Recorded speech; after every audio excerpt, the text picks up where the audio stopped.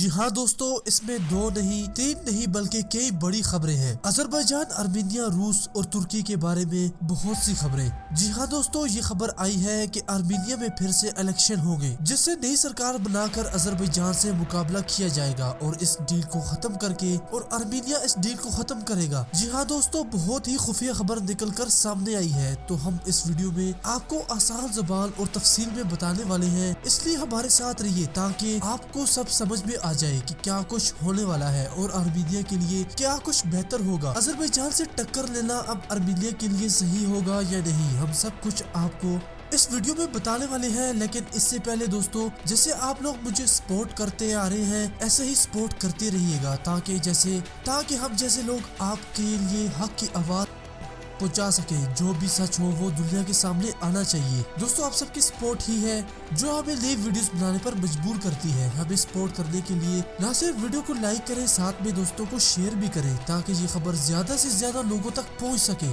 اگر آپ ہمارے ساتھ جڑے رہنا چاہتے ہیں تو ہمارے چینل ہمارا پاکستان کو بھی سبسکرائب کر کے ساتھ میں گھنٹی پر لازمی کلک کیجیے تاکہ آپ تک ہماری ویڈیوز پہنچ سکے۔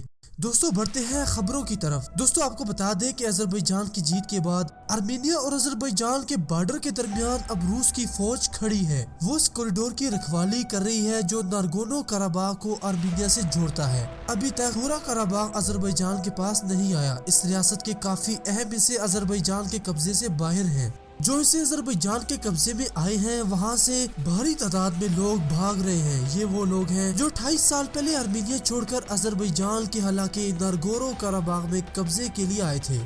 جیسا انہوں نے آذربائیجان کے مسلمانوں کے ساتھ کیا، وہ سمجھ رہے ہیں کہ ایسا ہی آذربائیجان کی فوج ان کے ساتھ کرے گی۔ اسی ڈر سے وہ بھاگ رہے ہیں۔ ڈیل کے مطابق قراباغ کا یکدم کل بازار اور لاچیر ضلع 1 دسمبر تک آذربائیجان کے حوالے کرنا ہے۔ یہاں پر رہنے والے لوگ نہ کہ اپنے گھر چھوڑ کر جا رہے ہیں بلکہ وہ اپنے گھروں کو آگ بھی لگا رہے ہیں تاکہ یہ پیچھے آنے والے آذری مسلمانوں کے لیے استعمال کے قابل نہ ہو۔ آپ سوچ سکتے ہیں کہ ارمینیا کے لوگوں کے دماغ میں کیا کیا بھرا ہوا ہے۔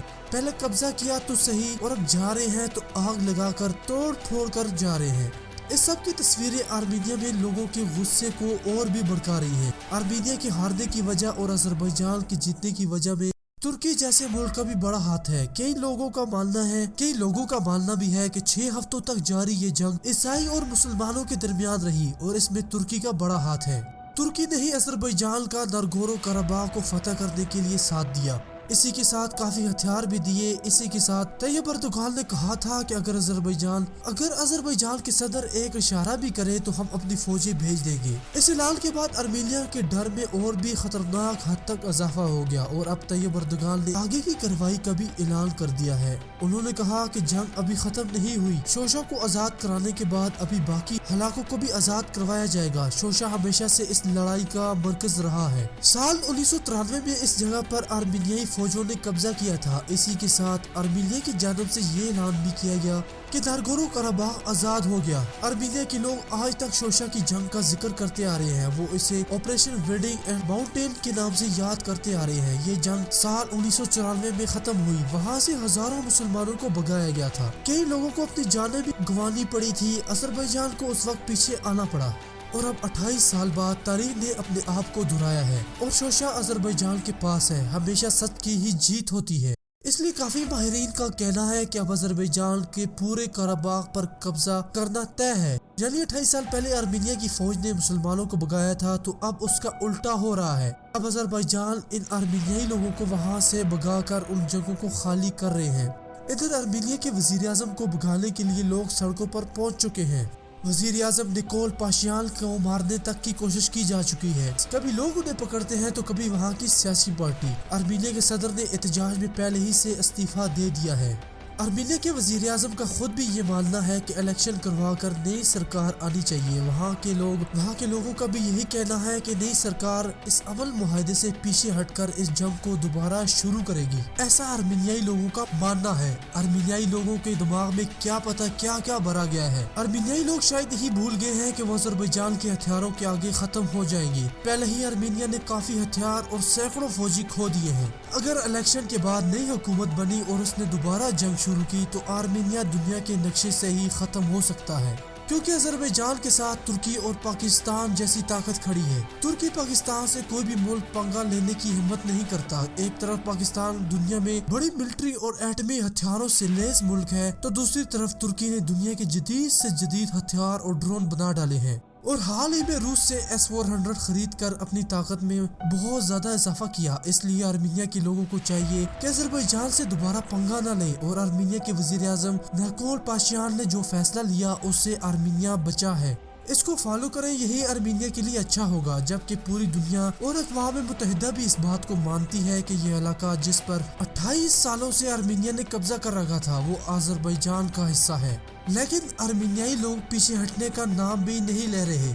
आर्मीनियाई लोग अब इतने गुस्से में आ चुके हैं कि वो रूस के खिलाफ भी एहतजाज कर रहे हैं। इस बात ने रूस के सदर व्लादिमीर पुतिन को भी उदास किया। उन्होंने इस डील से पीछे हटने की किसी भी कोशिश को खुदकुशी करार दिया है। रूस ने अब तक इन तमाम इलाकों में अपनी अमन फौज भेज दी है।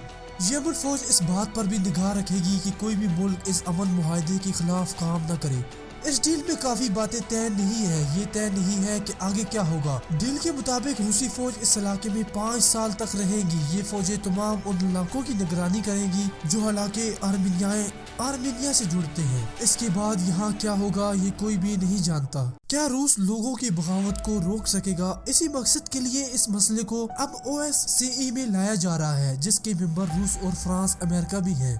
इसमें इस बात पर गहरी नजर रखी जाएगी कि अगर बगावत होती है तो कैसे इसे कुचला जाए और आर्मीनियों को बचाया जाए। इसमें ये बात भी काबिल गौर होगी कि कैसे ईसाई आबादी मुसलमानों के साथ मिलकर रहेगी। अजरबैजान को ये भी मालूम है कि आर्मीनिया इस हार को बर्दाश्त नहीं कर सकता, इसलिए उसने तुर्की की फौज की भी मांग कर ली है, जो रूस की जानब से मंजूर भी कर दी गई है। और अब रूसी फौज के साथ तुर्की की फौज भी इस इलाके में रहेगी। ये लड़ाई तो अजरबैजान और आर्मीनिया के दरमियान थी, लेकिन इसमें दूसरे मुमालिक भी इंटरेस्ट ले रहे हैं, जैसे कि तुर्की अजरबैजान के साथ नाखचिनवान के रास्ते से सीधा लिंक बना रहा है। अभी तक इसके बीच में आर्मीनिया दीवार की तरह खड़ा था। तुर्की ने इस लड़ाई में अजरबैजान को जमकर ड्रोन सप्लाई किए। इन ड्रोन ने काफी हद तक इस लड़ाई को अजरबैजान के हक में दिलवा दिया है।